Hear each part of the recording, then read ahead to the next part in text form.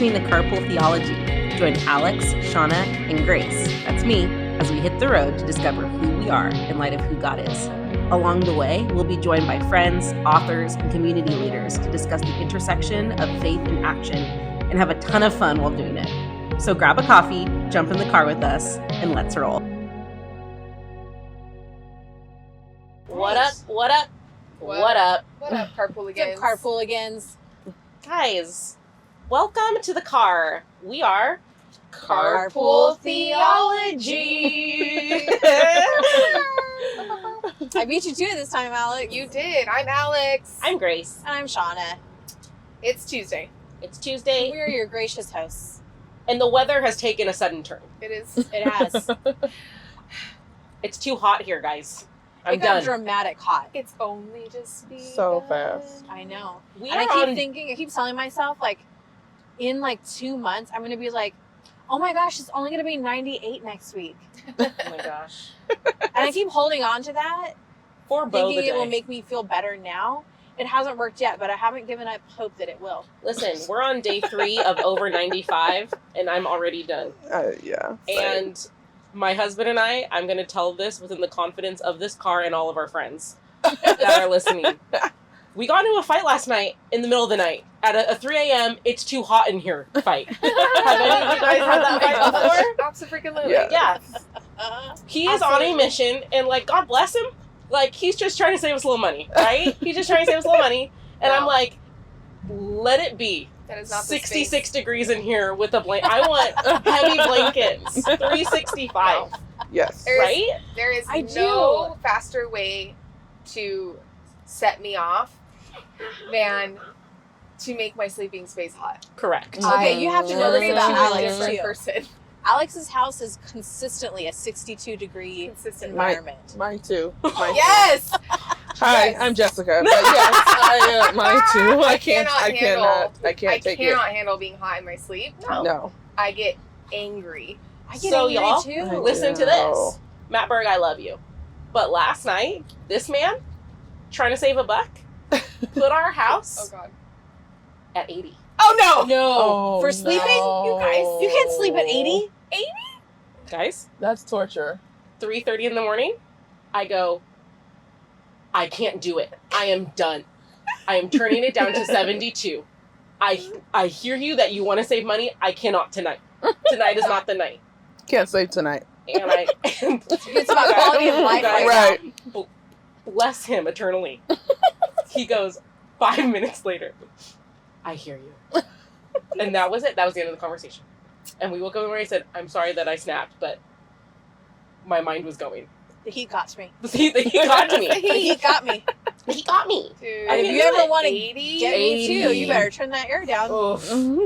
Oof. There are consequences to that kind of heat in the night. If you ever want to do more in this bed than sleep, we will turn down the AC. I mean, that is a real talk right there. Yes. Anyways, thank you, Matt Berg. I love you so much. But the end of that. And we honor your money-saving We honor you. efforts. We Yes. honor you, but But we that keep... ain't the time. It's not the time. You gotta keep it. Isn't it true though? You gotta keep it at a consistent like temp instead of going fluctuating highs and lows. Yes. We fluctuate 4 degrees. And that's That's not that's bad. my sweet spot. Cool. When we fluctuate less than that. I will turn it up to like 78 Mm-hmm. during the Mhm. day, Uh-huh. and then I turn it down to 76 at night. Oh God. Alex is already sweating at the And thought. literally, my house does Yeah. not go above No. 72. That is a no. Yeah. It's like, that is like hot for me. I'm like, it is roasting in here. What is the temperature? 72. Oh my gosh. And I'm like dying. Oh no. No. Oh my goodness. Alex, Yes. I'm gonna take a sharp left turn here, but I think it's important that we discuss. What happened to me this week? Yeah. Yes. Mm, Sure. I will discuss with you what happened to me this week. let's talk. So let's just set the tone that it's the biggest week of the year work-wise. It's the night before my residency final. 10 o'clock at night. I had just gotten out of the shower. So the day of residency final is also the day of our 3-day trade show event. Huge 10,000 person event. And Wow. residency Business. final is 6 a.m. 6 a.m. So it's a big day the next day. All right. I'm already a little stressed. Mm-hmm. Sure. Trying to find my husband. Couldn't find him. I hear him in the garage. I go out. Lo and behold, homeboy found a litter of kittens in my garage. You don't own a cat, though, do you? We do not own a cat. Oh, This is very However- surprising. In fact, 2 dogs. Yes. Where have they been? However- What have they been doing? My neighbor is an irresponsible cat owner. Mm. Shout out. Oh, I'm just like gonna call it out. no. And she just lets them do what they want to do and does not, admittedly, does not take care of their, like, breeding things. Okay? So these cats are always in my backyard, in my garage. They get all crazy. Finds this litter of kittens in my garage. And I'm like, oh my goodness gracious. So then we have to deal with that. The next day, he brings the kittens to my work because we're packing up for the show, post final. And bless my sweet little Chloe, my shop manager, she is a big cat fan. Loves the cats. It's very distracting for Chloe. Heart of gold, Chloe. Yeah. And then What did she say? Her words exactly were. It's rough having a weighted heart. Oh my gosh. How old is she? She's 27, 26.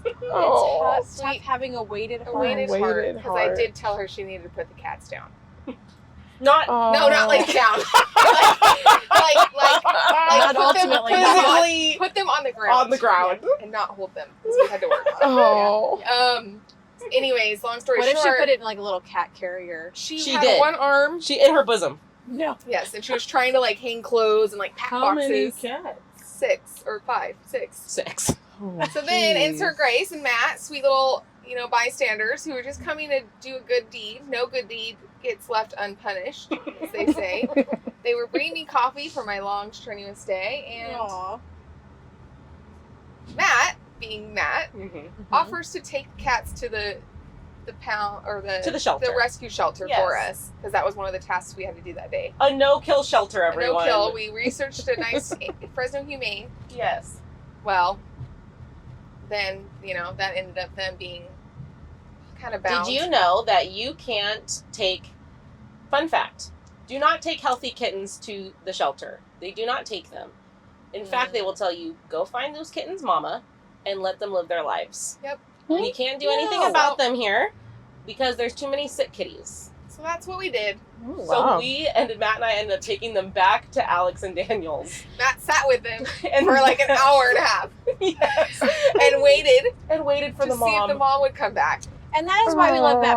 Yes. Yes. I mean, this is his redemption arc. Aw. Yeah. It is. Yeah. From 80 degrees in the middle of the night to saving kittens. From Yeah. 0 to hero. That's right. We love you, Matt Berg. So to end the story, the cats have gone on. The mom did come for them. We just let them lay in the box in our side yard, and the cat mom They've came moved on. and they've gone their merry way. I'm sure we'll see them soon. As they get older. I'm sure we'll see them soon. Yeah. So we're just gonna We're like, this is my perpetuating childhood issue. home. Right. Oh my gosh. But yeah, that's that. That's that. Wow. That has been my Moral of the story, spay and neuter your animals, please. people. Gosh, Yes. for the love. And shout out to Hope Animal Shelter because Oh. they do like a very low cost spay and neuter. Wow, shout out. Mm. Wow. Absolutely. Shout out to them. Yeah. Do I they- used to swim with the director there. She's amazing. Wow. Yeah. Aw. Okay. Stacey Hulk. What's up? Nice. All right, good to know. I'm Well, allergic to cats. We have an amazing episode today. We are blessed. We are in part 2, part 3. Thank you, y'all, of our Peacemaking series. And today in the car, we have Miss Jessica Criner. Hey, The one and only. everybody. Yes, the one and only. There's no one like me. Yes, Queen! Come on! Yes. Own it. Yes, own that! Oh my gosh. Yes. We are so excited to have you. Before we jump in the deep end, Because we're gonna. because we're going Got to. it. We Yeah. gotta. But tell us a little bit about who you are, your family, what you do. Yeah, so I am a wife of a local pastor. Pastor Criner, the best man in the whole wide world. I just Oh. love him. With 3 beautiful girls, Faith, Giselle, and Riley. I'm a mental health clinician by day, and mom by night, I guess. Yes. That's your mom all the time. Yeah, Yes, mom all the mom all time. the But I switch hats a lot, you know. Mhm. What else about me? I'm an adoptive mom. That's awesome. Yeah, So good. I love Crave cookies. Ooh. Oh, that's good to same. know. Yeah, Yeah, Good wait, to know. what? What's your favorite flavor? Crave cookies. I am. So I'm really particular when I go in there. I like I the love it. snickerdoodle cookie, but I don't like the frosting. Icing, yes, no. The Same. icing. So I asked It's them too to much. give me the cookie without the frosting, and then I'm in heaven. I love it. Okay. Talk to us a little bit more about, you said you are a mental health clinician. Mm-hmm. Are you, what does that mean? What does Yeah. that entail during the day? Mm-hmm. What's your specialty? Tell us a little more about that. Yeah. So I am a marriage and family therapist. I am working towards becoming licensed. I take my test at the end of the month, so y'all pray for me. So I'm super excited about that. And so I deal with all kinds of things. I work with families, individuals, couples throughout the day. I work, my specialties are trauma, religious trauma, racial and religious trauma, as well as, people who have been touched by the foster care and adoption realm, because I was a social worker for 7 years, and then I also have an adopted daughter. So I've been on both sides of the spectrum. And so they have a special place in my heart. And then I worked a little bit with the people who have been touched by the Department of Corrections as well. Okay. That So- also is really personal. Yeah. Like have like a lot of personal ties, like working with church herd and being in pastoral ministry, even Yeah. by proxy, you know, Yeah. not Yeah. in an official capacity. But how do you navigate that? Like, is that a gift? Is that difficult? Is that both? What's that like? Yeah, definitely both. I actually was just having this conversation with a friend of mine. Is like, sometimes I find myself, if I'm honest, kind of being really guarded at times, because I deal with people's emotions every single day. You know, like I have to kind of, and I think part of that is also a self-care type thing too, because I'm trying to take care of myself and it's just kind of detaching. But sometimes people at church are like, I need it, you know, like how can I get help? Or I'm always giving resources or directing or something like that, which I love, but sometimes it can be kind of draining and exhausting. Yeah. So I'm trying to, I'll just be honest, I sometimes struggle with like putting up the boundary. Like, how far do you go with it? How far do you allow yourself to get involved, you know, with people's lives? Because on a personal level, I have legal and ethical responsibilities, but when it comes to church, it's like, those same things don't necessarily apply, you know? So yeah, there's probably a lot of gray area there. Yeah. And like how to navigate that as like wife of pastor Yeah. and friend and someone, Yes. as you shepherd, that's hard. Yeah, especially in like an impoverished part of the city. Like there's a lot of need. Oh, all the And time. with your speciality of just your knowledge and your heart and your experience and your real life, and man, that would make you, I see how that would make you an asset. And Yeah. And we just actually started at our mental health ministry at our church, and guess who's leading it? But I love it. But it's still, it's still a lot of work. You have to be able to, in that, I guess, umbrella. I am just like, I'm a lay leader in that environment versus a professional. In that environment, I'm a woman of God who happens to be a therapist. Versus versus in my profession, I'm a therapist, and not a lot of people know about my spiritual connection with the Lord or anything like that. So I have to so in that kind of thing, I have to be careful in how I navigate my profession and the ministry. Wow. I don't know if that makes sense or not, but Yeah. No, it totally does. In this series of peacemaking, we're hearing from all different kinds of people about like what peacemaking means to them and what it means for them, like in their life and work and whatever avenue we kind of want to unpack with them, what that looks like. You mentioned that you work with people that have suffered or suffered from race-induced trauma and religious trauma. What does that mean? What does race-induced trauma mean? And what can that even sometimes look like? Oh man. I'm actually reading this book right now, and it's called, I don't know if you heard of it, but it's called Black Fatigue. No.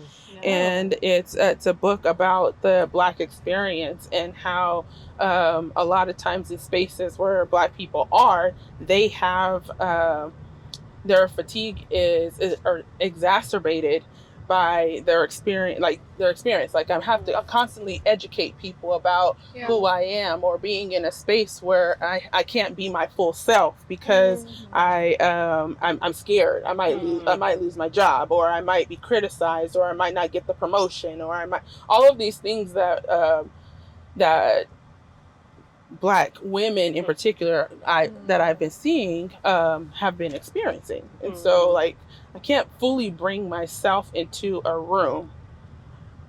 It's really hard for people to navigate. Yeah. And if I'm honest, as a Black woman, I sometimes in spaces of where there's a lot of white people, I'm looking for the next person of color because I feel comfortable. You know what I mean? And that's kind of, I hate that it has to be that way, but that's sometimes how it is. Yeah. I think I shared that in our Living Undivided group when we were doing the racial rec cohort. Yes. You know? Yeah. Jessica and I did a group together called Living Undivided, which was a mixed race. There was all different kinds of people there, all learning about what it looks like to pursue racial reconciliation under the lens, in a biblical way. Yeah. Through the lens of Jesus. And so Jessica actually led that cohort for us. There's like 40 people in the room. And what you just described, I feel like is what you did actively, which was give of yourself. Yeah. In a very, like every Monday night, Jessica was educating, teaching, code switching at times, so people, which code switch, can you tell us what code switching is actually? So code switching is like when you, kind of what I just described, is like when you're in a room full of, in some sense, an all-white room, that you cannot bring your full self into the room because of fear of being judged for who you are. So you're kind of like, you're holding back in a lot of areas, like sometimes in the way that you may approach situations, or the way that you talk, or the way that you dress, or whatever the case may be. Like your coats, you're trying to fit the norm, almost like a chameleon in a sense. You know, like you're just kind of trying to fit whatever's being...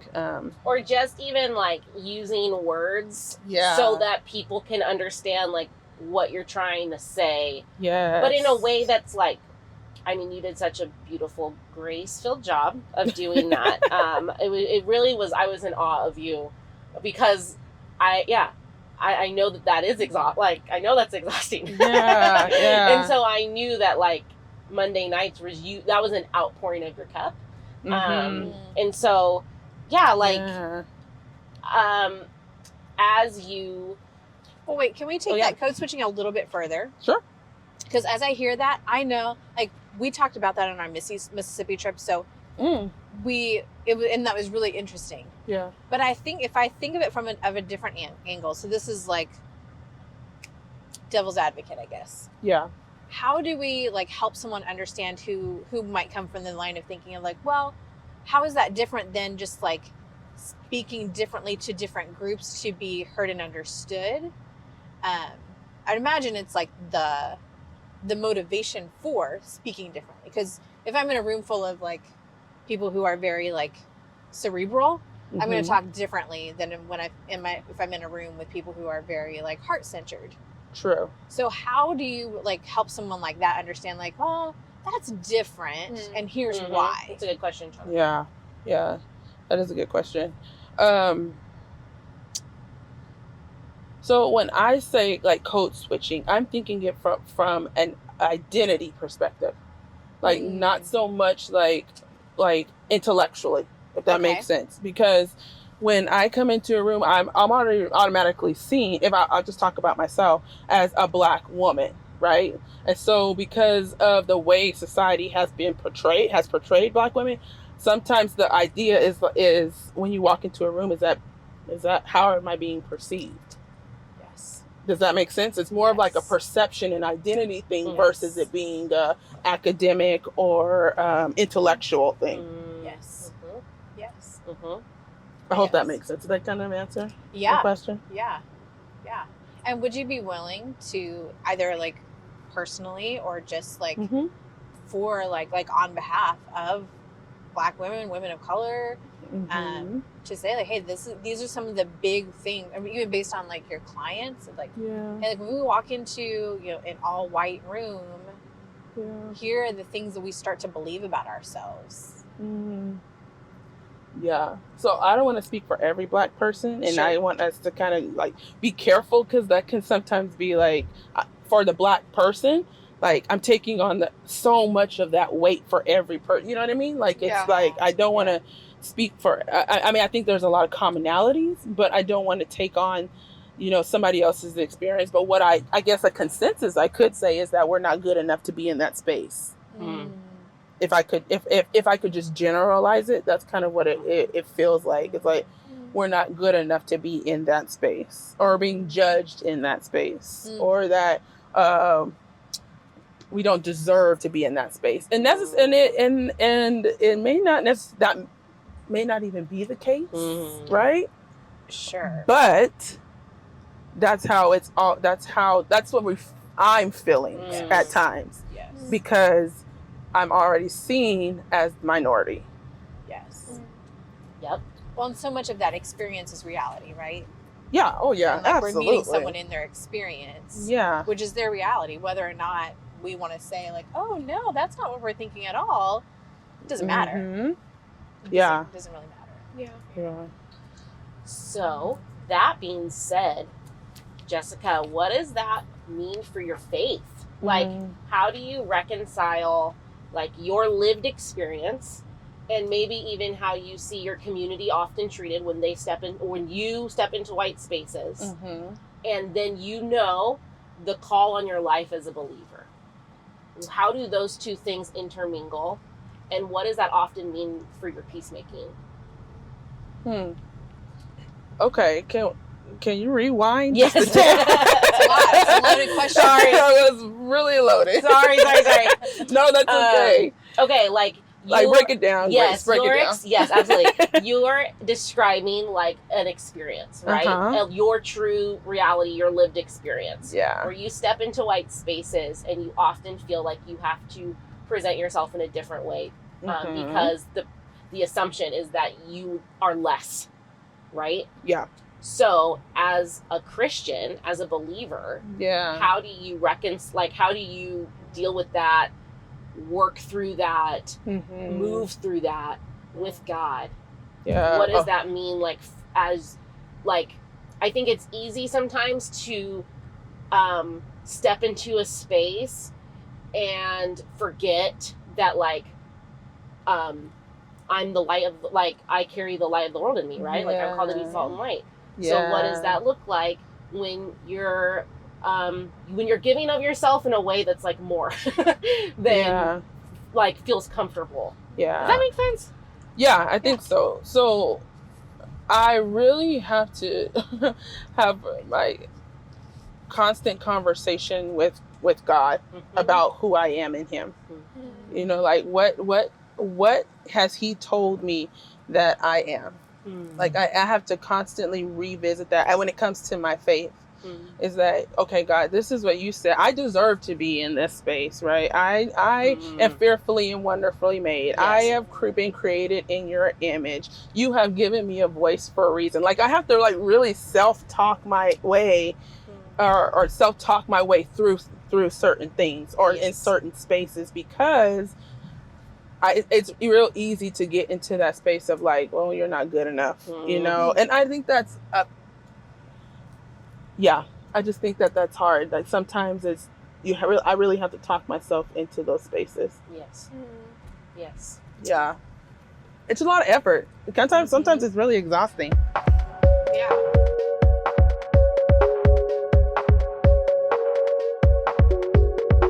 We like to have the guests on this series kind of just define peacemaking in their own terms. And it's been really fun hearing different answers. But yeah, could you do that for us? Could you share what peacemaking looks like to you? Yeah, when I think of peace, I always think of that scripture of God telling us, like, be at peace with all men. And what that means is that if you are, I feel like if you have offended them, or if there's some offense, or there's something that has come up, that you need to have a direct conversation with that person. And can you imagine our churches if we would do that? I know. Can you imagine, like, if our pastors are preaching reconciliation amongst the congregations and talking about in the context of racial reconciliation? Can you imagine what that would look like? I think it would be a lot of ruffled feathers, for one. Yeah, tell us what you think. Yeah. Like, what do you think it looks like? I think it would be a lot of ruffled feathers at the beginning. I think that there will be a lot of, stories heard. I think there might be some white fragility that even arises. I think that there will be some, apologies that could come out of it. But I think it will start off really rough. Yeah. When you say white fragility, can you define that? Because I feel like that can mean a lot of different things to different people. Yeah. So, I don't know if you heard of Robin DiAngelo. I don't know. Anyway, she wrote the book about white fragility, and it's basically the defensiveness that comes up when we talk about anything related to racial reconciliation. That's pretty much just the overall gist of it. It's just that defensiveness. But I mean, if you're addressing any kind of conflict or any type of issue, it gets messy, right? Yep. Yes. I would think that, Yep. Yes. it's not going to be pretty. Right. And I was telling Grace this, I think when we had tea the other day, is that I don't go I'm a therapist by trade, right? So I don't go in there thinking like I am the expert, or that I know how to fix people or know how to fix their problems. That doesn't work. It's never worked. I go in there listening for the patterns, listening for the trauma, listening for cycles and behavior, right? So if I'm listening for all of those things, what would it be like if we did that for this conversation of race and reconciliation? Yes. I don't know if I'm making sense. I feel like I'm just rambling. I love even when you talked about white fragility. It's like when you say defensive posture, that's so key. Like that's such a good nutshell word, because being on the defense is like, to me, like if that had like a beautiful underbelly would be humility. Yeah. Instead of being like, that's not me because Yeah. Right. It's like, oh, Yeah. that might be me. Yeah. Oh my gosh, is that me? Is it me? Am I the problem? Right. Am I the drama? Yeah. Yes, probably. Yeah. Well, and I think it could be really easy to get into those like, say you get into a race conversation with somebody and they say something utterly offensive or ask a very dumb question or whatever. And it could just be easy to be like, that person, we make a lot of assumptions about people, right? On both sides of the conversation. Yeah, absolutely. Absolutely. And so often it just ends up, sometimes, if not done well, shut down, withdrawn, isolated. We believe guarded. Yep. We believe all kinds of lies about each other on either side. Yeah. And then the conversation becomes at a stalemate, and it's like, ugh, we'll never get anywhere. Yeah. This conversation isn't going anywhere. We are just bound to be different. Yeah. We are just bound to be separate. Your life will always look different than mine. So why have it? Right. Right? Like, that's the $1 billion question. Mm-hmm. Why do we continue to enter in? Why is that important I mean, in in the in kingdom? short, comfortability Mm. and not wanting to deal with conflict. Right. I mean, if we sum it up and then make it as simple as possible. And I think one thing that we did in the cohort, Grace, if you remember, we talked about echo chambers. Yes. You remember? Yes. And we were talking about, like, who do you worship with? Who do you have dinner with? Who comes over to your house? Who do your kids play with? Like, all of these things, like that, nobody likes to get out of their, and I'm not saying that that's just one particular group of people. That's all of us, right? Yeah. We don't like to get out of our comfort zone. We know what we know, and we're comfortable with what we know. Yep. Yep. So, I mean, I think it's comfortability. Don't want to not wanting to deal with the conflict and the uncomfortability that comes with these kind of conversations. Yeah. So I don't know. On Yeah. the counter flip of that, why would you say it's important that a person would move towards combating that comfortability and challenging that in ourselves to, like, not live in an echo chamber, to move towards those harder conversations, to enter in. Intentionality, yeah. be intentional. Why is it important, and what does that look like in your life? Yeah, well, I think we're all striving to be like Jesus, right? Yeah. So I will hope, right? But that's kind of like what he did. He went into just really uncomfortable spaces and turned it upside down. That's why why do I think it's important? I think it's because if we're trying to be like Jesus, then that's something that we need to do. Yes. Yeah. Yes. And yeah, Ephesians talks to us about unity, right? Like, and I think so. I mean, I grew up in pretty white context, and whenever we talked about Ephesians and we talked about unity, we were talking about like The unity of the church. the unity of the church, Mm-hmm. right? But we're not my necessarily church that meets on Sunday mornings in my part of town. Yeah. Yes. Yeah. And that's not, I mean, yes and, right? It's like, yes, like my church, we do have inner problems. Amen and amen. Like, Yes. there are things that we need And same to... here, Grace. Right? Same here. Right? Same here. Right? All of us, no Yeah. matter what church we go to. I'm talking about, like, Big C Church, the bride. Like, we got stuff, right? Yeah. And we got stuff within the four walls that we got to address. Yeah. And also, we, as a collective, as the bride of Christ, Mm-hmm. Yeah. beyond denomination, beyond our four walls, are we unified?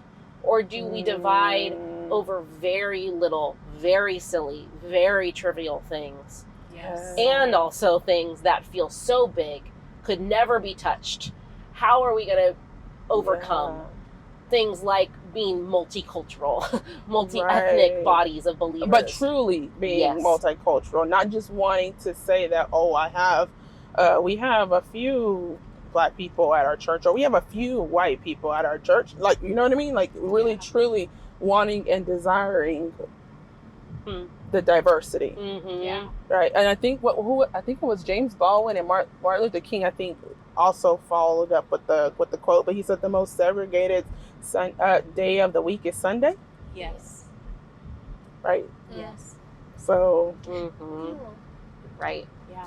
And I think too, like, to go back to that, like, defensiveness versus humility, Mhm. like, as followers of Christ, there's something that happens in us when we enter into humble connection with other believers and we say, help me to understand you.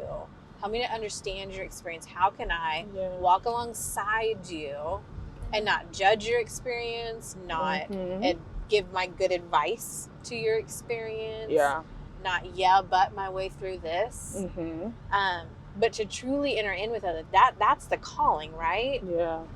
And it does something to our hearts and minds, right? It's like, it's almost like Jesus called us to do that on purpose, because it not only changes our societal like shalom, but it changes our own, like us on the inside as well. Yeah.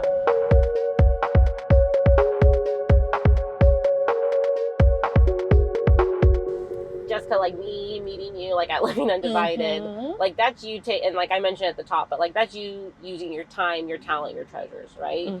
For a majority group of white people to do the hard work of like facing our echo chambers, facing maybe the places in life where we've had like a custom built life for us at some level, or just the things that like keep us separated from others, the prejudices that we carry. Like you very kindly, very gently, very patiently like walked with that group of people.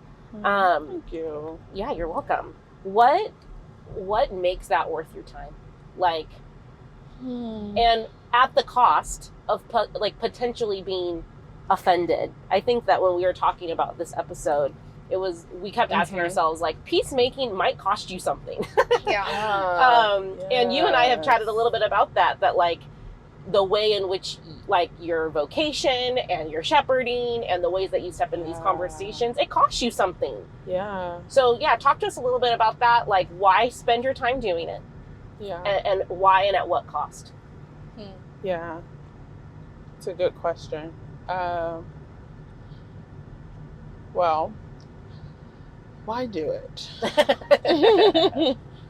You know how sometimes God just puts you in places and you don't really know why until like you continue to see the fruit of what's being done. You know, like I feel like sometimes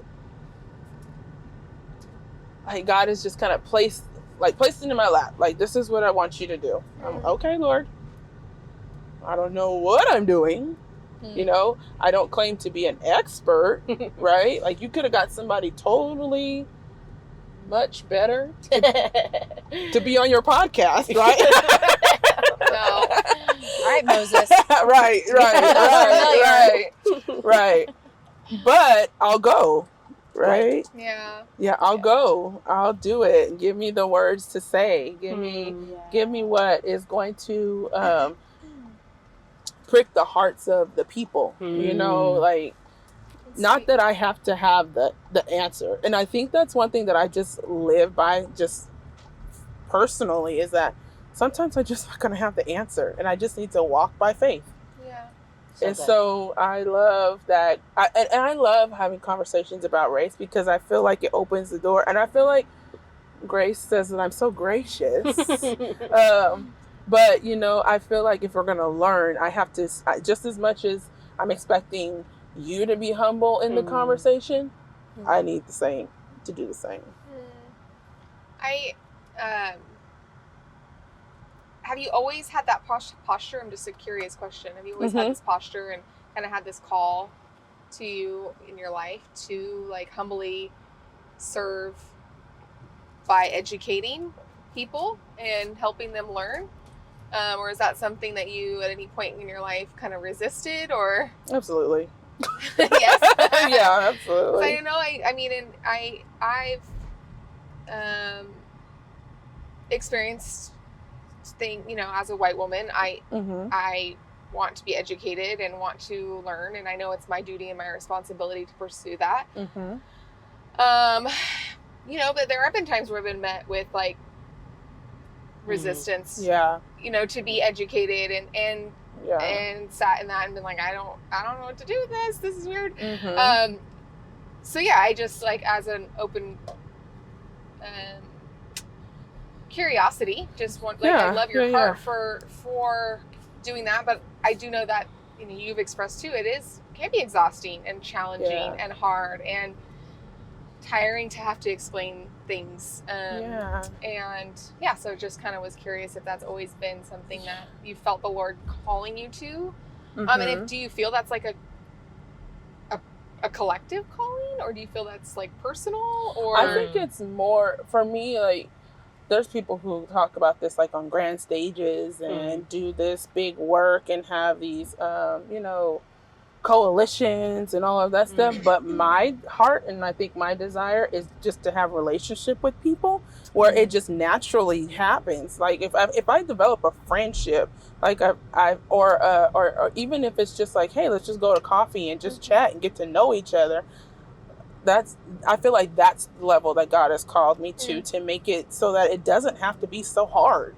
It doesn't have to be so tough. Like, you know, I mean, I do agree that, you know, we each have to do our own work, but I feel like I'm not opposed to like, hey, I got a question about this. Can you answer it for me? You know, like, you know, I feel like it's that level for me, not like the grand stage or the, you know, like, I just want to have a relationship with people. I want to know people. I want to know their hearts.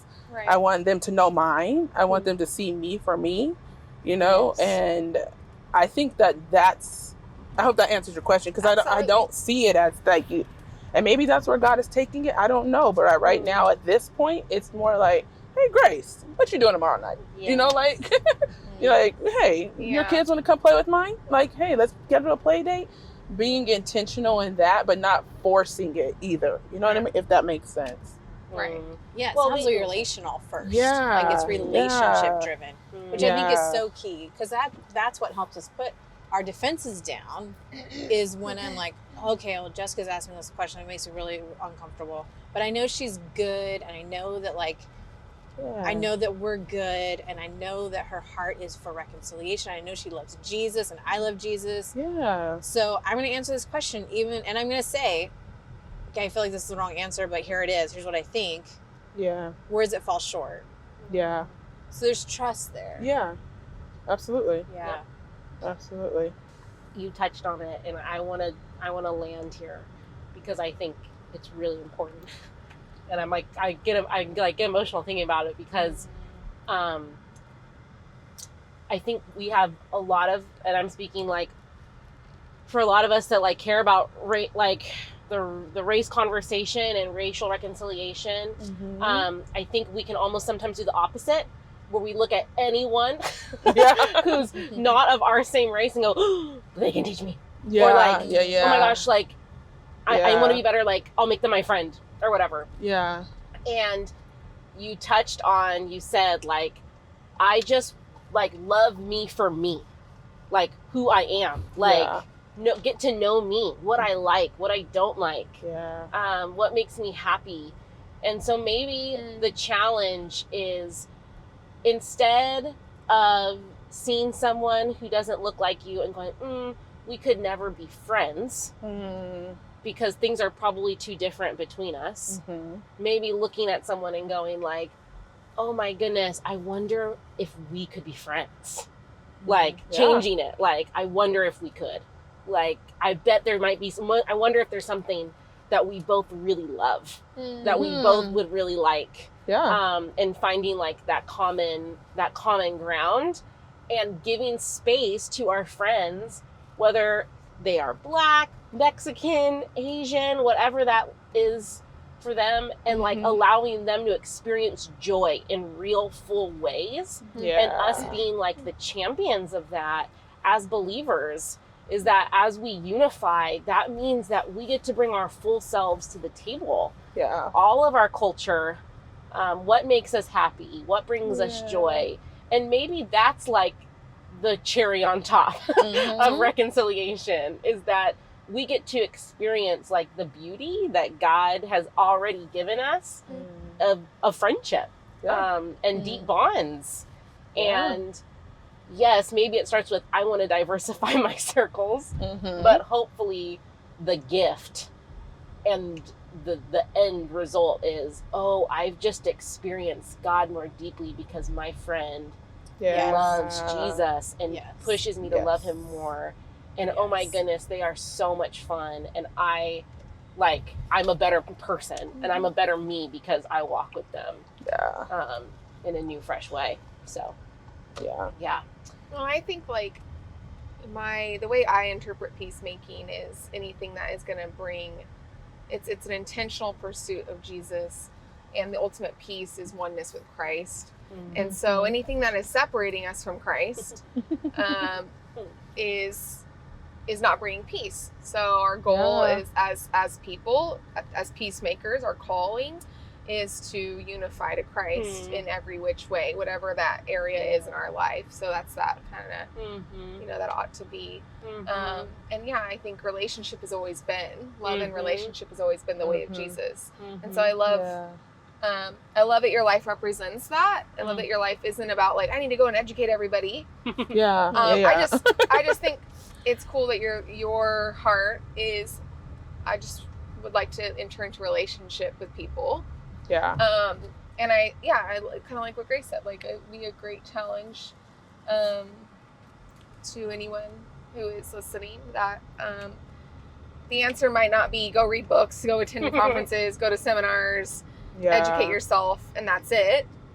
Yeah. The answer is actually more so enter into relationship and love. Mm-hmm. Like, and so, I think that, I mean, it's good to do those things, right? Like, but one without the other is useless. Yes. Right. Right. Yes. And so, So good. Yeah.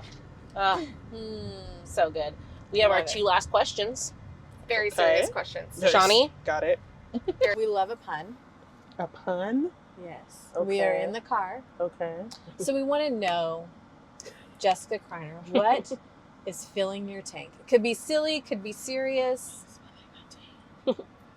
And it could be like a show that you're watching right now that you're just really enjoying. It could be a new lipstick you got that makes you just feel really powerful. Got it. You just reminded me. So I get, I don't know if anybody's heard of, have you heard of BoxyCharm? No. Yeah. I love BoxyCharm. I just got my box this past love week. What is BoxyCharm? It's like a beauty subscription. Yeah, like a beauty, and they give, and you customize it to like your own like skin. You customize it to your own preferences, like and so I've got new body scrubs, so I'm really excited to use that. I got a new eyeshadow palette. I love makeup too, so I like to play in it, and I like to do it, and so I had that was giving me life this week. That's good. Love we it. haven't gotten that answer yet. No, I love it. Yeah, so I'm super excited to just kind of play in it and skincare and all kinds of cute, cool things. So that's good. Yes, queen. I was love really excited. it. Yeah, Love it. really excited. And what is one thing that you can't leave home without? Oh, nowadays it's probably the same answer everybody's giving your cell phone. Yeah, Cell phone. Yeah, I think my cell phone. I think last 2 weeks ago, I forgot my cell phone at home, and my husband was like, "Where are you? Where are you?" He's calling everybody. Oh, He no. has everybody coming to my house, like because he got something happened, and I was like, "Oh my gosh, I will never leave my cell phone. I will go back home the next time I leave my cell phone because it was a big deal, Oh, no. huge deal." And I was like. But I'm not the person to keep my cell phone on my hip. Like I feel like I'm not that. I don't want to be that person that's so attached to my phone that I can't, function like this generation. Admire that. Yeah. I So, know. anyways, Good. so probably my cell phone now even more. Yeah, So last time, from your phone. DJ, she makes an oath on this podcast. Right, from the phone. She will never leave the house. I'll never leave it, and I will go back home if I leave it at home. So, yeah. Oh my Gosh, thank you so much for doing this. Oh, you're welcome. I'm glad to thank be you. here. Hopefully, I did a good job. So, oh my gosh. did. Or did Amazing. what you guys expected. Miss Yeah, Jessica, great. we love you. Thank you so much. Thank you. Yes. Yeah. of Carpooligans. We out. Here we go. We'll see you on the other side. course. Word up. Bye. Bye. You've been listening to Carpool Theology with Alex, Shauna, and Grace. Thanks for joining us. We're really glad you're here. New episode every other Thursday on all your favorite platforms. See you next time.